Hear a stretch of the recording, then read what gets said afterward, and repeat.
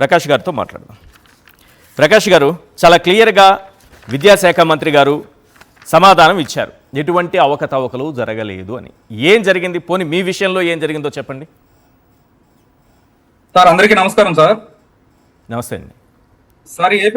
AP డిఎస్సిలో మనకు తెలిసింది కొంతవరకు మాత్రమే, ఓన్లీ స్పోర్ట్స్ కోటా అని అంటున్నారు, కానీ ఇదంతా ఒక ప్లాన్ ప్రకారం జరిగినటువంటి scam sir. Okay.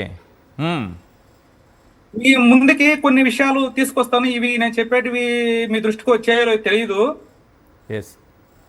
Sir. SAP subject తీసుకున్నట్లయితే గతంలో నుంచి ఇప్పుడు కూడా గతంలో జరిగినటువంటి డిఎస్సితో పాటు ప్రజెంట్ జరిగిన డిఎస్సిలో కూడా అనేక అక్రమాలు జరిగాయి సార్. ఓకే. ఎలా అంటే మాస్ కాపింగ్ అనేది ప్రాపర్ గా కోచింగ్ సెంటర్ వారే ప్రిపేర్ చేస్తున్నారు సార్ అభ్యర్థుల్ని. ఇంకొకటి ఏంటంటే ఎవరైతే ఎస్సీఆర్టీ సభ్యులు ఉన్నారో వాళ్ళకి కోచింగ్ సెంటర్స్ ఉన్నాయి సార్. ఓకే. వాళ్ళు షాడోగా కోచింగ్ సెంటర్స్ నడుపుతున్నారు సార్ వాళ్ళు. మీరు వచ్చినటువంటి డిఎస్సి ఎస్ఏపికి సంబంధించి డిఎస్సి రిజల్ట్ ని మీరు చూసినట్లయితే ఒక పర్టికులర్ జిల్లాలో ఎవరైతే ఎగ్జామ్ రాశారో వాళ్ళకి మాత్రమే ర్యాంకులు వచ్చినాయి సార్. సూపర్. మిగతా సెంటర్స్ తో కంపేర్ చేస్తే ఒక పర్టికులర్ ప్లేస్ లో, ఫర్ ఎగ్జాంపుల్ ఒంగోలు, అదే విధంగా Kurnool sir Pulla Reddy centre, okay, అదే విధంగా నర్సారావుపేట ఇంజనీరింగ్ కాలేజ్, వీటన్నిటిలో కూడా దాదాపుగా ఎక్కువ స్కోర్ వచ్చింది సార్. ఓకే. మేము దీన్ని బేస్ చేసుకొని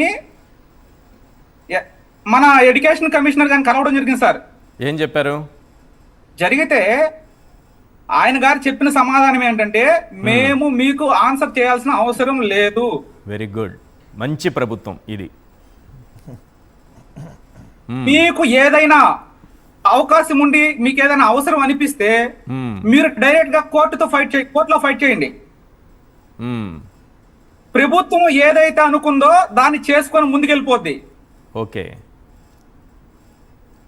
ఇంకొక బాధాకరమైనటువంటి మాట ఏంటంటే సార్, మీకు పోస్టులు ఇచ్చి తప్పు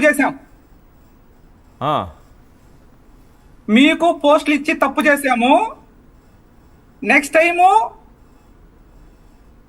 మేమేంటో మీకు చూపిస్తాం. ఇది సార్ మన ఎడ్యుకేషన్ కమిషనర్ గారు విజయరామరాజు గారు చేసినటువంటి వ్యాఖ్యలు. ఓకే.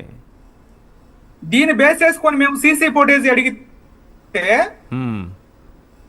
ఆయన సీసీ ఫుటేజీలో చెప్పినటువంటి సమాధానం ఏంటంటే, సీసీ ఫుటేజీ అనేది ఆర్టీఐ పరిధిలోకి రాదు అని చెప్పారు సార్. ఓకే.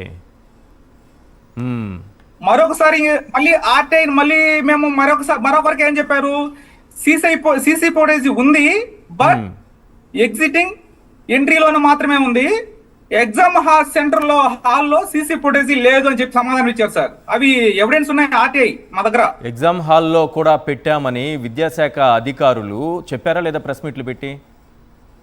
ఇంకొక మాట సార్, ఇదే మాట కోన శశిధర్ గారు మేము సీసీటీవీ పర్యవేక్షణలోని డిఎస్సి కండక్ట్ చేసాము అని కోన శశిధర్ గారు చెప్పారు సార్ టీవీ9 లైవ్ లో. సార్ ఎంత అన్యాయం సార్, మీరు అబ్జర్వ్ చేస్తున్నారు సార్. ఓకే. మేము ఒకటే అడుగుతున్నాం సార్, ఆల్రెడీ లోకేష్ గారిని కలవడానికి అనేక ప్రయత్నాలు చేస్తే లోకేష్ గారు పట్టించుకోకపోతే మేము జగన్ గారి కాడికి వెళ్ళాము సార్. ఓకే. జగన్మోహన్ రెడ్డి గారికి అసలు మేము మనస్ఫూర్తిగా కృతజ్ఞతలు ఉంటాం సార్. ఎందుకంటే మేము చెప్పగానే ఆయన పరిశీలించి మా యొక్క ఆవేదనను, మా యొక్క సమస్య ఆయన విన్నారు సార్. ఇందులో జరిగిందా లేదా మిగతా విషయం పక్కన పెడితే ఆయన విన్నారు, సమస్య విన్నారు. Okay sir. ప్రభుత్వం ఎవరు సార్? ప్రజల కోసం ప్రభుత్వం నడుస్తుంది. మరి ప్రజల సమస్యలనే ప్రభుత్వం వినలేకపోతే, అంత ఓపిక లేకపోతే ఇంకా ప్రభుత్వాలు ఎందుకు సార్? సో మేము ఎక్కడ ఆగిపోయామంటే నవీన్ దగ్గర ఆగిపోయాం. నవీన్ అనే వ్యక్తి ఎస్సీఆర్టీలో ఉంటూ అక్కడ పనిచేస్తూ అతను పేపర్ అప్లోడింగ్లో, క్వశ్చన్ పేపర్ అప్లోడింగ్లో అతను ఉండడము, అతనికి ఫస్ట్ ర్యాంక్ రావడము, ఇవన్నీ చూస్తుంటే ఓహో ఇక్కడ ఏదో అతను పేపర్ లీకేజీ జరిగింది, అతను రాసుకున్నాడు. కానీ కోచింగ్ సెంటర్లకు విస్తరించింది ఇది. ఈ కుంభకోణం అనేది కోచింగ్ సెంటర్లకు విస్తరించింది. అక్కడ పనిచేసే ఉద్యోగులే కోచింగ్ సెంటర్లు నడుపుతున్నారనేది ఇది చాలా ఆశ్చర్యం కలిగిస్తోంది. సార్ బయటపడింది నవీన్ విషయం ఒకటే సార్. ఆ, అదే అంటున్నా. నవీన్ గారి విషయం ఒకటే బయటపడింది. ఇదంతా ఒక పర్టికులర్ ప్లాన్ ప్రకారం చేసినటువంటి స్కామ్ సార్. ఇది ప్రభుత్వం చేసిందా, అధికారులు చేశారా, లేదంటే కోచింగ్ సెంటర్ యాజమాన్యం చేశారా అనేది తెలియాల్సి ఉంది. ఎప్పుడు తెలుస్తుంది? నేను ఒకటి అడుగుతాను, తెలుస్తుంది. మంచి పాయింట్స్ చెప్పారు మీరు. లోకేష్ గారు పదే పదే జగన్మోహన్ రెడ్డి గారు మీరు రండి చర్చిద్దాం సవాల్ అది ఇది అంటారు కదా. సరే, జగన్మోహన్ రెడ్డి గారు వెళ్ళర్లేండి, లోకేష్ గారికి వెళ్ళాల్సిన అవసరం. మీరు ఒక డిఎస్సి క్యాండిడేట్గా అభ్యర్థిగా లోకేష్ గారితో చర్చకు, బహిరంగ చర్చకు సిద్ధమా? సార్ మేము సిద్ధం సార్.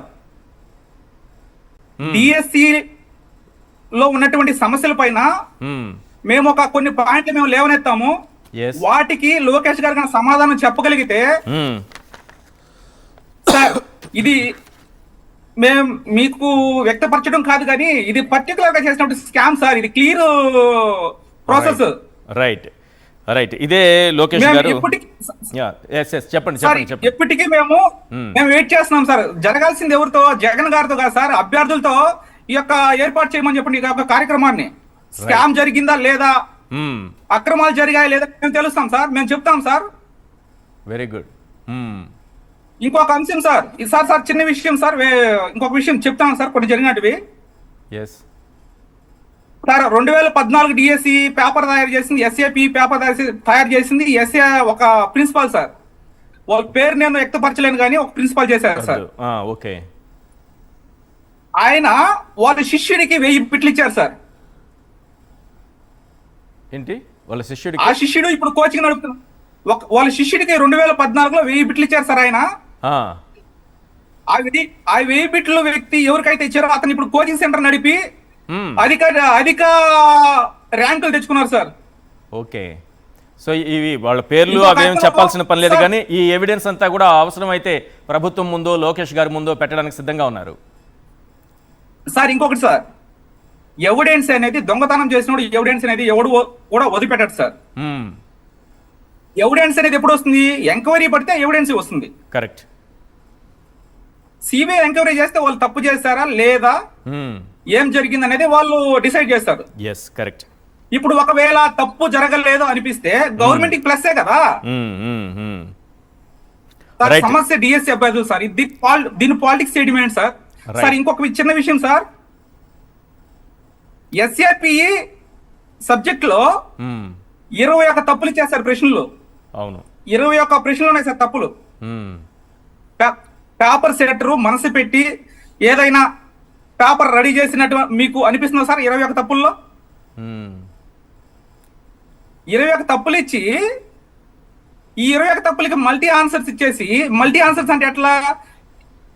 ఇచ్చిన 4 ఆప్షన్స్ కరెక్టే, కొన్నిటికి వాటికి మార్క్స్ ఏమంటారు కాదు, ఏది నోట్ చేసినా మార్క్ వచ్చింది సార్. 14 మార్కులు ఇచ్చారు సార్. 21 తప్పులైతే 17 ప్రశ్నలు మాత్రమే కరెక్ట్ అనిపించి వాళ్ళు ఆన్సర్ ఇచ్చారు, కీ ఇచ్చారు. ఓకే. ఈ 17లో 7 మార్కులు ఇచ్చారు సార్. 14లో 7 మార్కులు ఇచ్చారు. ఓకే. ఈ 7 మార్కుల్లో సార్ ఒక జాబ్ పోగొట్టుకోవడానికి ఒక అభ్యర్థి 0.5 మార్కే సార్ వాల్యూ. అలాంటిది 7 మార్కులు 14 బిట్లు ఎట్లా ఇస్తారు సార్?